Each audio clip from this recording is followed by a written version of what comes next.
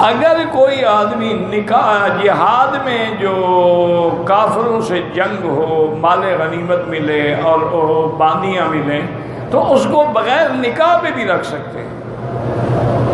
اللہ نے تمہارے لیے ملک الیمین جو ہے، مملوکہ جو ہے، وہ حلال کر دی ہے کہ والذین هم لفروجہم حافظون الا علی ازواجہم او ما ملکت ایمانہم۔ ہاں یہ بڑا اجر و ثواب ہے کہ آپ اس کو آزاد کر دیں، نکاح کر لیں، یہ الگ بات ہے۔ اگر کوئی نکاح نہ کرے، باندی کی حیثیت پہ بھی رکھے تب بھی جائے۔